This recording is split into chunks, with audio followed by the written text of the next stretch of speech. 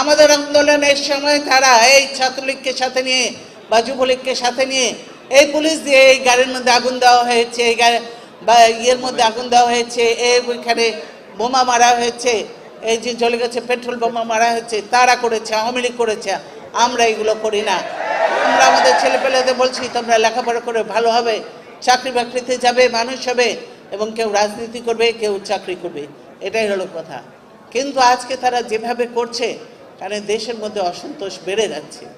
কারণ যে ভালো ভালো শিক্ষিত ছেলেপেলেরা, কোনো দল কোনো প্রাইভেট ইউনিভার্সিটির ছেলেরাও এখানে আছে, তারা যারা দল করে না, কোনো করে না, হয়তো দলের সঙ্গে তার একটা ইয়ে থাকতে পারে, যেহেতু সে বয়স হয়ে গেলে 18 বছর হয়ে গেলে সে ভোটার হতে পারে, তার একটা লাইকিং ডিসলাইকিং থাকতেই পারে।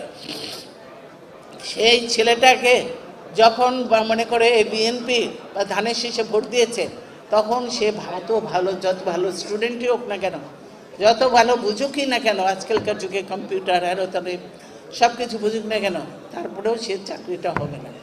অথচ আওয়ামী লীগের একটা সেরকম লেখাপড়া কিছুই করে নাই, ওরকমই হয়েছে, তারপরেও তাকে চাকরিটা দেওয়া হবে। এইভাবে দেশকে ধ্বংস হতে দিতে পারি না।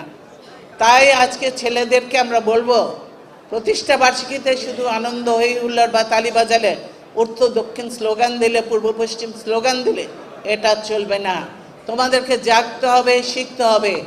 আমি এখানে বলে দিয়েছি তোমাদের ইয়েরা আছে, মহাসচিবও যাবে, মাঝে মাঝে শিক্ষকরাও আছে অনেকে।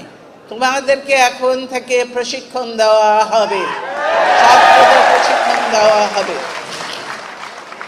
আর অনেকেই আছে, তাদের কি করে প্রশিক্ষণ দেওয়া হবে, যাতে তোমরা সত্যিকারে সোনা হয়ে বেরিয়ে আসতে পারো দেশকে নেতৃত্ব দেওয়ার জন্য।